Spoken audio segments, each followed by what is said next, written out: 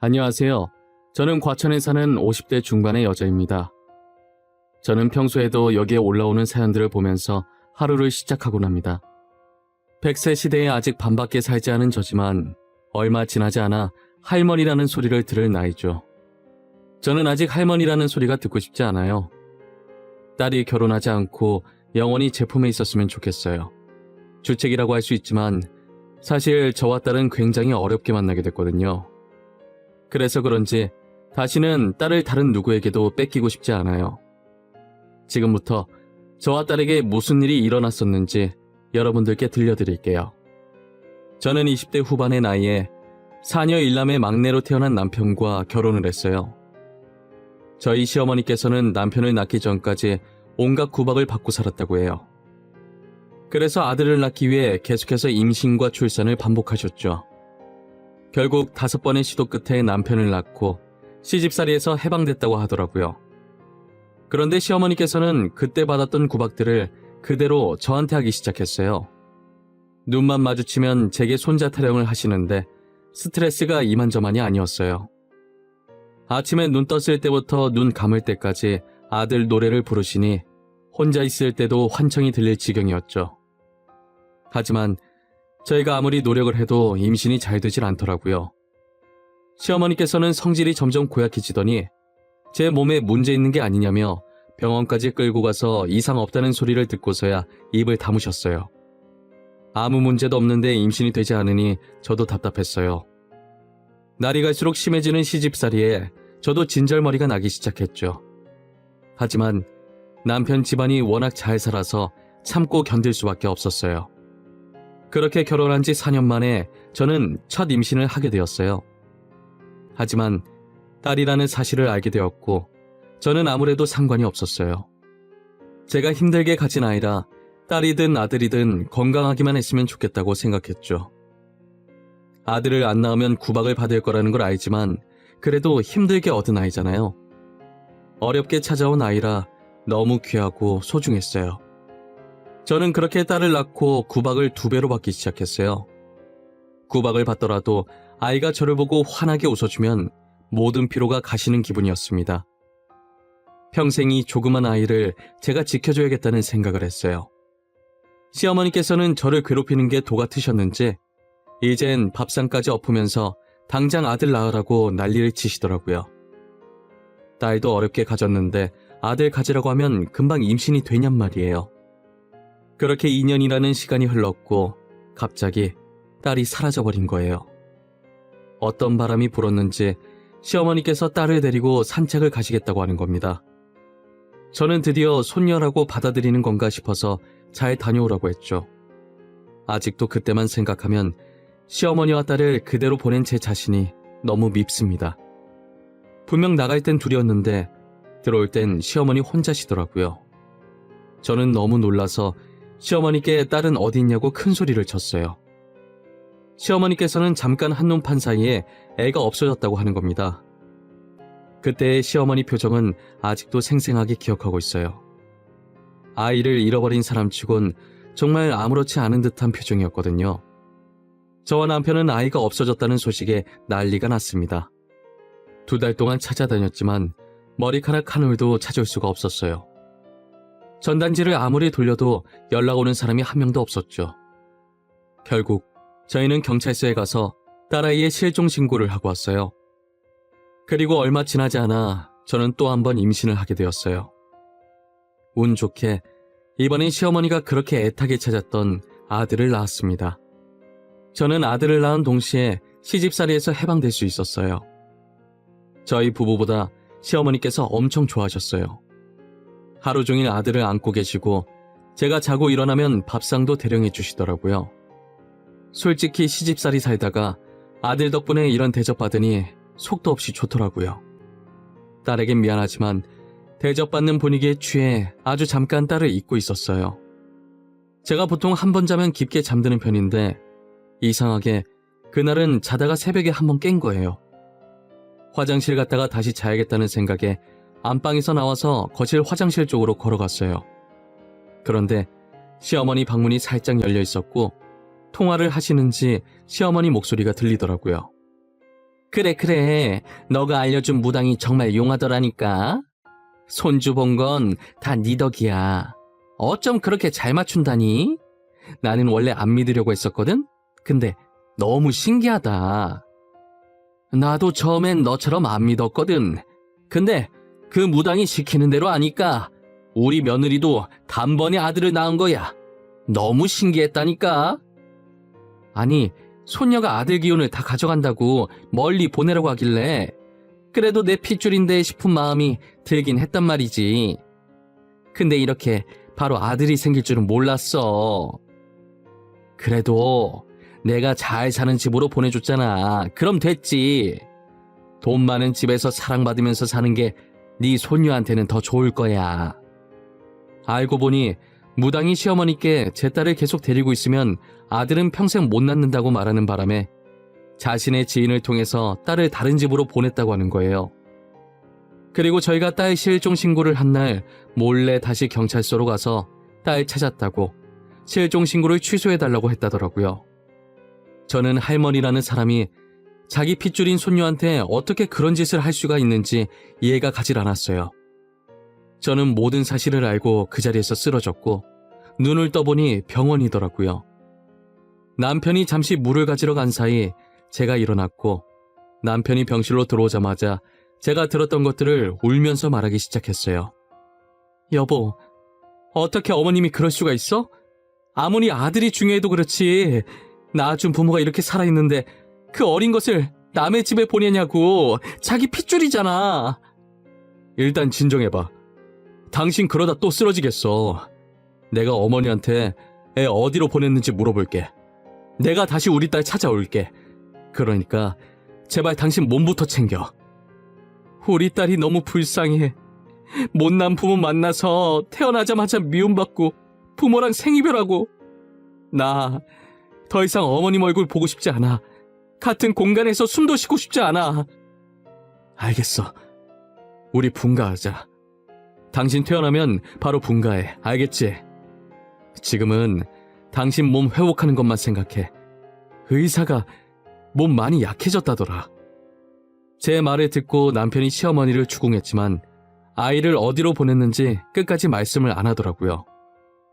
저는 어떻게든 딸을 찾아보려고 했었지만 늘 허탕이었어요. 남편은 저보고 할 만큼 했으니 아들 봐서라도 이제 그만 포기하라고 하더라고요. 지금 우리 곁에 있는 아들이라도 잘 키워야 하지 않겠냐고 말이에요.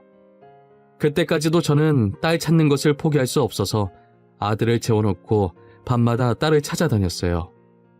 하지만 이제 이것도 20년 정도 지나니까 저도 슬슬 지치더라고요. 결국 저는 딸을 찾는 것을 포기하고 살았었어요. 아들도 이제 막 성인이 되었고 미국으로 유학을 가고 싶다고 하길래 보내줬어요. 현재는 미국에 있는 대학교에 재학 중이래요. 처음엔 자주 연락을 했었는데 아무래도 멀리 떨어져 있다 보니 자기 생활하기도 바빠서 지금은 어쩌다 한 번씩 연락을 하고 있었어요. 저는 남편과 오붓하게 둘이서 점심을 먹으려고 남편 회사로 찾아갔어요. 회의라도 하는 건지 남편이 자리에 없었어요. 그래서 남편을 기다리려고 가만히 앉아 있는데 비서가 들어오더라고요. 원래 보던 얼굴이 아니어서 저도 모르게 빤히 쳐다봤나 봐요. 그런 저를 보고 활짝 웃으면서 이번에 새로 일하게 된 비서라고 자기를 소개하더라고요. 도도했던 전 비서와 상반되게 엄청 방긋방긋 잘 웃고 싹싹했어요. 안녕하세요. 사모님 맞으시죠? 저는 이번에 새로 일하게 된 비서 강주흔이라고 합니다. 저를 처음 봐서 놀라신 것 같아서 이렇게 인사드립니다. 그래요? 안 그래도 전에 봤던 비서가 아닌 것 같아서 저도 모르게 놀랐나 봐요.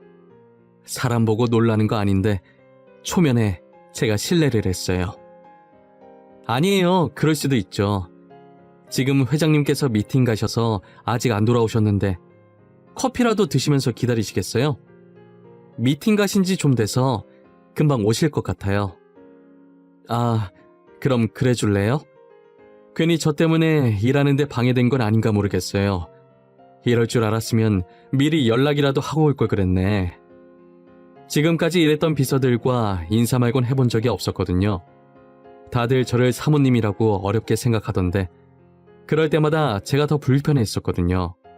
그런데 이번에 들어온 비서가 부침성도 좋고 사람 좋은 미소를 하고 있어서 그런지 저도 모르게 비서랑 편하게 말을 하고 있더라고요.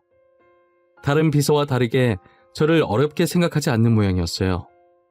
저는 그런 모습이 오히려 강단 있어 보이고 마음에 들었어요. 비서가 건네준 커피를 봤는데 비서 손가락에 점이 있더라고요. 저희 딸도 비서처럼 손가락에 점이 있었거든요. 너무 신기한 나머지 또 무례하게 놀라면서 손으로 점을 가리키고 말았어요. 아, 점이요? 괜찮아요. 다들 놀라세요. 모양도 특이하잖아요.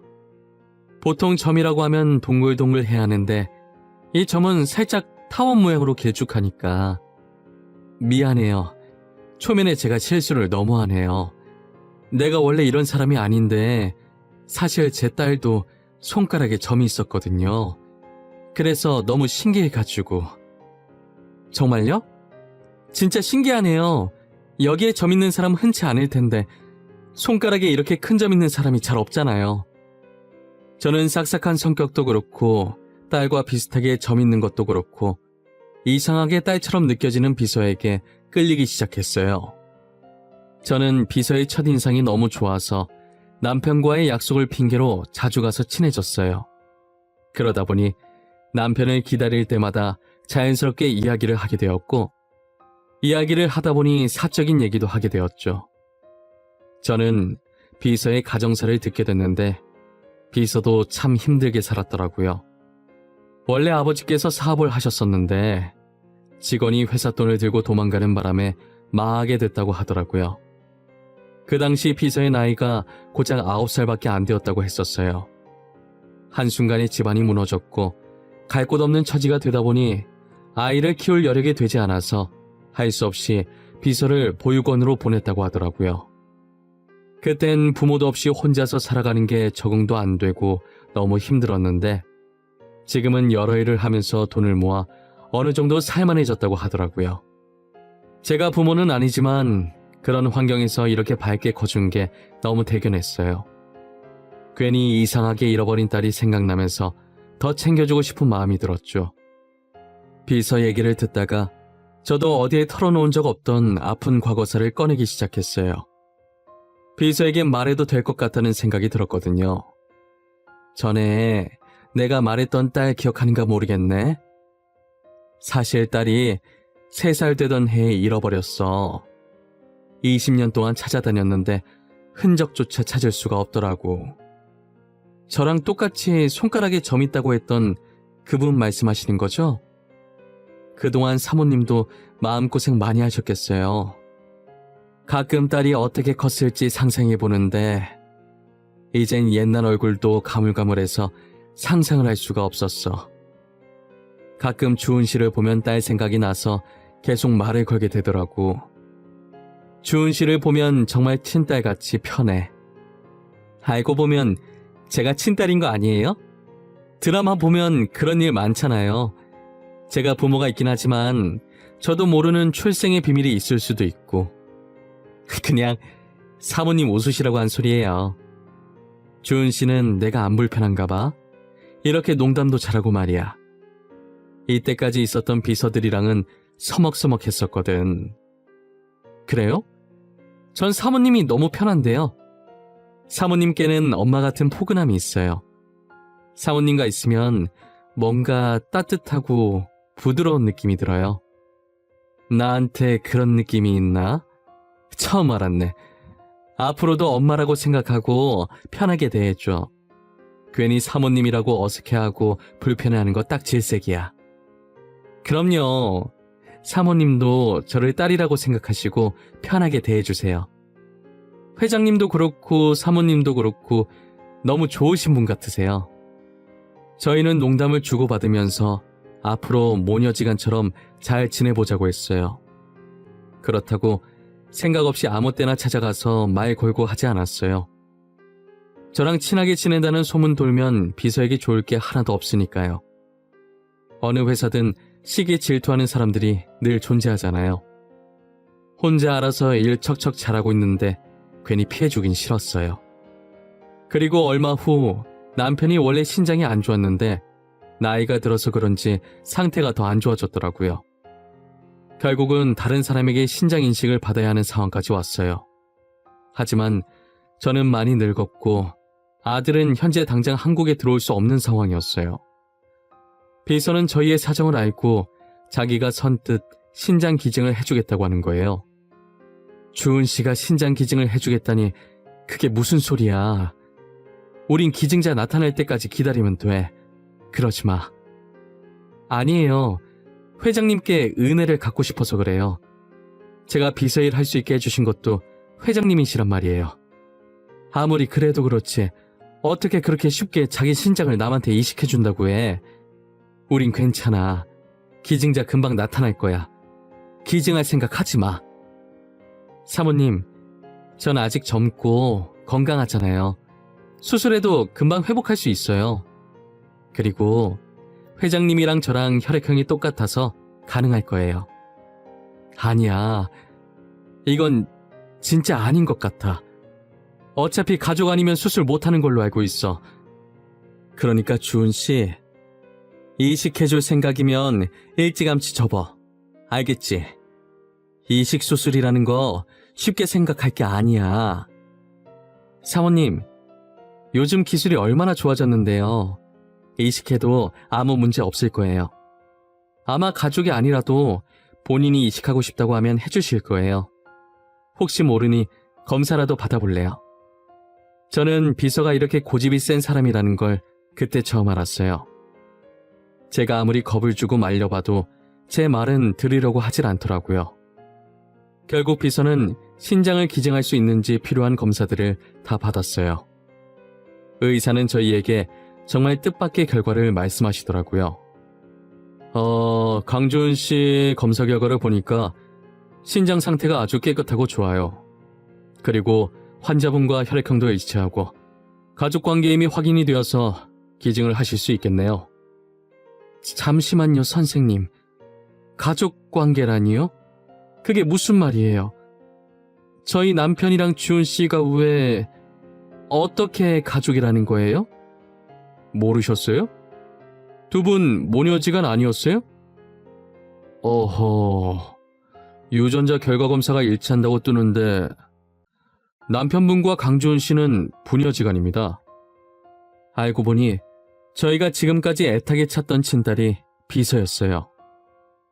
이렇게 저희랑 가까이 있었는데 그동안 몰라봤다니. 그리고 그걸 지금 남편 신장 이식하려고 검사하다가 알게 됐다는 게 너무 드라마 같았어요. 순간 제 인생이 누군가 각본을 짜고 저는 그 작가의 꼭두가시가 된 기분이라고 해야 할까요? 이제껏 친딸을 찾으면 어떤 반응을 보여야 할까 수도 없이 상상을 했었는데 현실에 닥치니 정말 아무 말도 할 수가 없고 믿기지 않는 표정으로 쳐다만 보게 되더라고요. 그동안 제 핏줄이라 비서에게 마음이 갔던 것 같았어요. 비서가, 아니 제 딸이 전에 우스갯소리로 자신이 친딸 아니냐고 농담을 한 적이 있었는데 정말 제 친딸이었다는 게 진짜 놀란 걸 넘어서 헛웃음이 나올 지경이더라고요. 저는 딸을 데리고 남편이 있는 병실로 들어갔어요. 남편은 딸을 보고 당분간 휴가라고 했는데 왜 여기까지 왔냐고 하더라고요. 저는 그런 남편에게 우리 딸이라고 말하니 무슨 이런 인연이 다 있냐고 하면서 딸을 비서로 고용하게 된 사연을 말하더라고요. 사실 자신이 자주 가던 식당에 딸이 홀서빙 알바로 있었는데 너무 눈에 밟혀서 월급을 2배로 줄 테니 비서를 하지 않겠냐고 제안을 했다는 거예요. 이런 식으로 비서를 뽑은 적이 단 한 번도 없었는데 희한하게 핏줄을 알아본 건지 자기가 제안해놓고 자기도 많이 놀랐었다고 하더라고요. 그렇게 딸은 22년 만에 다시 저희 집으로 돌아오게 되었고 시어머니는 딸의 손을 꼭 잡고 연신 미안하다며 눈물을 흘리셨어요. 잘 왔다. 잘 왔어. 내가 정말 미안해. 염치 없는 거 안다만 이렇게라도 사과를 하고 싶어. 너를 데리고 간 집안이 망했다고는 들었는데 그래도 잘 커졌구나. 솔직히 처음에 얘기 듣고 할머니가 미웠거든요. 근데 지금은 괜찮아요. 그러니까 너무 미안해하지 마세요. 이렇게 착한 것을 내가 미쳤지. 미쳤어. 이 죗값을 나중에 어떻게 갚으려고 그 짓을. 그래도 이 할미가 죽기 전에 찾아서 이렇게 얼굴 볼 수 있어서 참 다행이구나. 시어머니는 딸을 찾은 지 한 달 만에 세상을 떠났어요. 그동안 시어머니께서 티를 안 내서 몰랐는데 자기 핏줄인 손녀를 본인 손으로 직접 다른 곳에 보내고 마음이 편치만은 않았던 것 같아요. 손녀를 찾고 나서 편안한 마음으로 모든 짐을 내려놓고 떠나신 것 같아요. 저는 얼마 전에 남편 이식 수술을 끝내고 남편과 딸 병간호를 하면서 아주 잘 지내고 있습니다. 멀리 있는 아들에게도 누나를 찾은 소식을 전해주었어요. 미국은 아직 밤 늦은 시간일 텐데 제가 보낸 카톡을 보고서 바로 영상통화가 왔더라고요. 엄마, 드디어 누나 찾았어? 그동안 포기한 것 같더니 결국 찾았구나. 역시 우리 엄마 집념이 대단해. 결국 해내네. 이것이 엄마 놀리려고 전화했구만. 너도 누나 얼른 찾았으면 좋겠다고 했었잖아. 누나 아기 때 사진 보고 엉엉 하면서 나보다 더 울어놓고. 그때 내가 얼마나 당황했는지. 그 얘기 지금 왜 해? 그땐 내가 애기였으니까 그랬지. 그래서 누나는 어때? 괜찮아? 아빠한테 신장이식 해줬다며. 저놈 새끼. 아빠 걱정은 안 하고 누나 걱정만 하는 저 불효자 자식. 누나는 멀쩡하고 니네 아빠는 죽었다 이 녀석아. 역시 우리 아빠 아주 튼튼하구만. 목청이 살아있으셔. 그래서 누나는? 나 누나 보고 싶은데. 엄마, 이제 그만 카메라 돌려봐. 엄마 얼굴은 많이 봤잖아. 아들이라도 막내는 막내인 건지 애교도 많고 장난도 잘 쳐서 처음 보는 누나한테도 금방 누나 하면서 조잘조잘 말을 잘하더라고요. 그 모습을 보면서 이제 우리 가족이 다 모였구나라는 생각이 들면서 괜히 눈물이 찔끔 났습니다. 딸한테 들키는 바람에 아들이 그 소리 듣고 놀려서 나오려던 눈물이 쏙 들어갔지만요. 지금 너무 행복한 하루하루를 보내고 있어요. 힘들게 딸을 다시 만나게 된 만큼 이때까지 못해줬던 것들 다 해주면서 살려고요. 같이 여행도 가고 사고 싶다는 게 있으면 다 사줄 생각입니다. 그리고 이건 제 욕심이지만 딸이 늦게 결혼을 했으면 좋겠어요. 결혼 안 하고 평생 제 옆에 붙어 살면 더 좋겠고요. 하지만 좋은 짝을 만나면 제가 못 이기는 척 보내줘야겠죠. 앞으로는 딸이 늘 행복만 가득했으면 좋겠어요. 제 이야기는 여기서 마치도록 할게요. 긴 글 읽어주셔서 감사합니다. 여러분들도 늘 건강하시고 행복하세요.